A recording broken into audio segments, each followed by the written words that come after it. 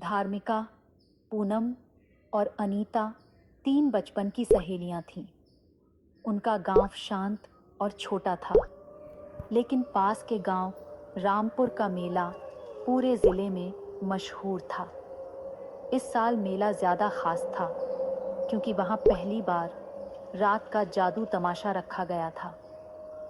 तीनों ने तय किया कि वे शाम होते ही निकलेंगी ताकि रात के तमाशे को भी देख सकें। उन्होंने खेतों वाला छोटा रास्ता चुना ताकि जल्दी पहुंच सकें। खेतों का रास्ता संकरा, ऊबड़ खाबड़ और सुनसान था, लेकिन बहुत छोटा था। शाम की धूप खेतों पर सुनहरी चादर बिछा रही थी।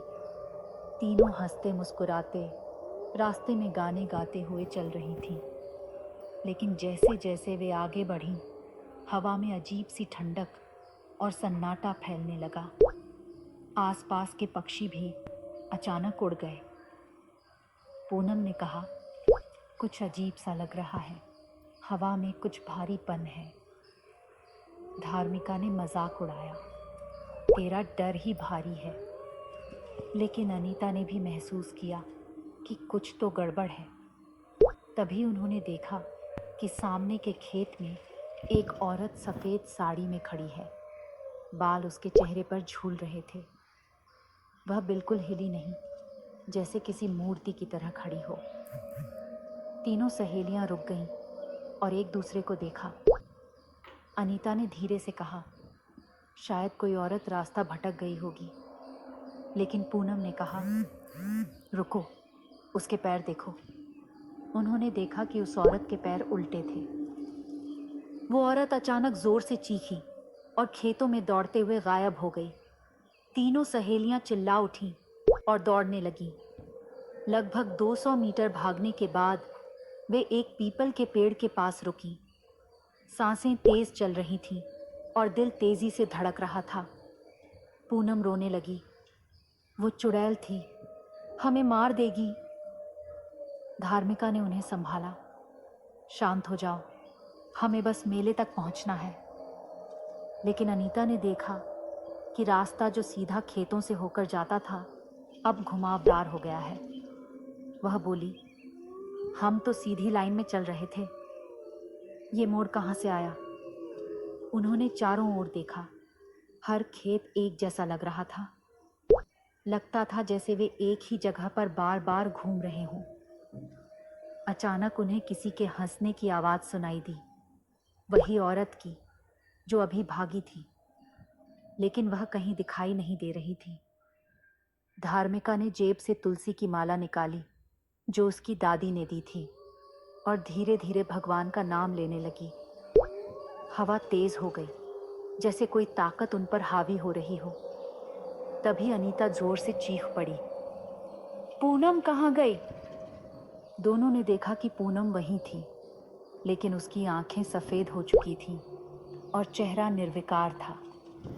उसने बर्फ जैसे स्वर में कहा, तुम लोग क्यों आए? मेला देखने या मौत लेने? यह सुनकर धार्मिका और अनीता पीछे हट गईं। पूनम अब पूनम नहीं लग रही थी, जैसे उसमें कोई और समा गया हो। उसकी चाल, उसकी आवाज़ सब बदल चुकी थी। अनीता ने हिम्मत करके कहा, देख पूनम, ये सब मत कर, हम तुझे नहीं छोड़ेंगे।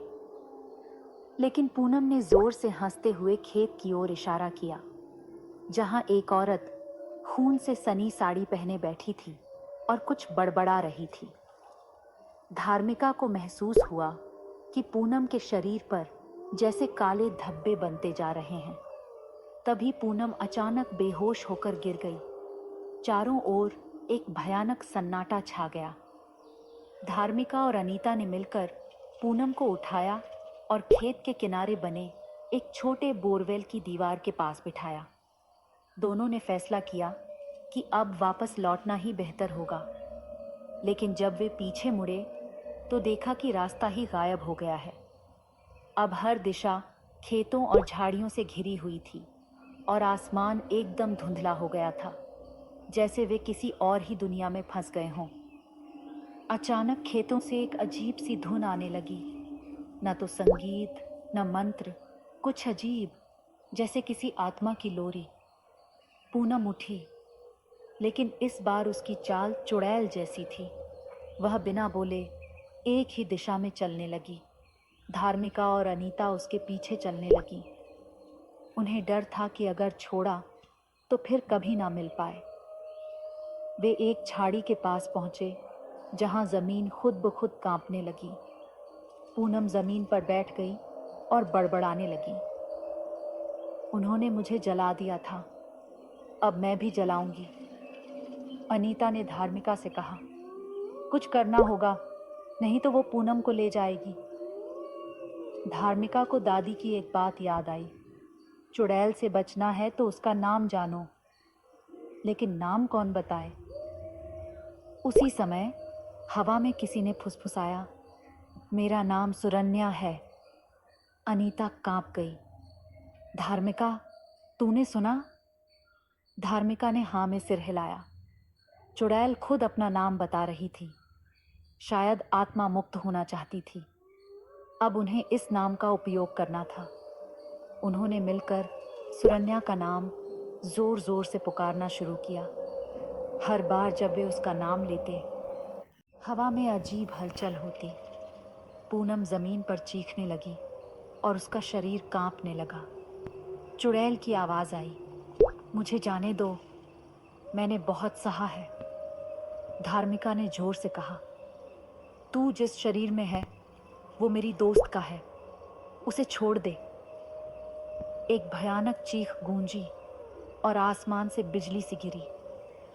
पूनम एकदम शांत हो गई और बेहोश होकर गिर पड़ी। चारों ओर अजीब सी खामोशी छा गई, लेकिन अब हवा में वो डर नहीं था। धीरे धीरे आसमान साफ होने लगा और रास्ते फिर से दिखने लगे। तीनों ने राहत की सांस ली। पूनम को होश आने में थोड़ा समय लगा। जब उसे होश आया तो वह कुछ भी याद नहीं कर पा रही थी। वे तीनों बिना कुछ बोले गांव की ओर लौटने लगी। पीछे मुड़कर देखा तो खेतों में कुछ नहीं था, न चुड़ैल, न वो औरत, न वो आवाज़ें। जैसे सब एक सपना था। लेकिन पूनम की गर्दन के पास एक जलने का निशान अब भी था। धार्मिका ने उसे चुपचाप छुपा लिया। गांव पहुंचने पर किसी को कुछ नहीं बताया गया। बस इतना कहा कि मेले में नहीं गए क्योंकि रास्ता खो गए थे। लेकिन तीनों सहेलियों की आंखों में जो डर था वो सब कुछ बयां कर रहा था। उन्होंने कसम खाई कि अब कभी खेतों वाला रास्ता नहीं लेंगे। और मेला, अब वह भी उतना आकर्षक नहीं रहा। कुछ दिनों तक सब सामान्य रहा, लेकिन फिर पूनम ने रात को नींद में चलना शुरू कर दिया। एक रात उसने फिर वही सुरन्या का नाम लिया। धार्मिका और अनीता घबरा गईं। क्या चुड़ैल वाकई चली गई थी, या अब वो उनके साथ हमेशा के लिए बंध गई? एक दिन तांत्रिक को बुलाया गया। उसने बताया, उस चुड़ैल का वास अभी भी पूनम के अंदर है।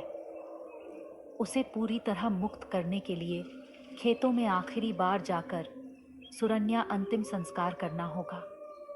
तीनों के सामने फिर वही खेत, वही डर और वही रास्ता था, लेकिन इस बार वे तैयार थीं। खेतों में एक छोटा गड्ढा खोदकर उन्होंने सुरन्या के नाम की राख को बहा दिया। पूनम ने जलते दीपक को उस गड्ढे में रखकर मंत्र पढ़ा और आंखें बंद कर लीं। अचानक हवा रुकी और पूनम मुस्कुरा दी। अब वो चली गई है। तीनों एक दूसरे को देखकर मुस्कुराईं, जैसे कोई लंबी लड़ाई जीत ली हो। लेकिन खेतों के बीच आज भी कोई सफ़ेद साड़ी में दिख जाए तो चौंक जाना, क्योंकि कुछ कहानियाँ कभी पूरी ख़त्म नहीं होती।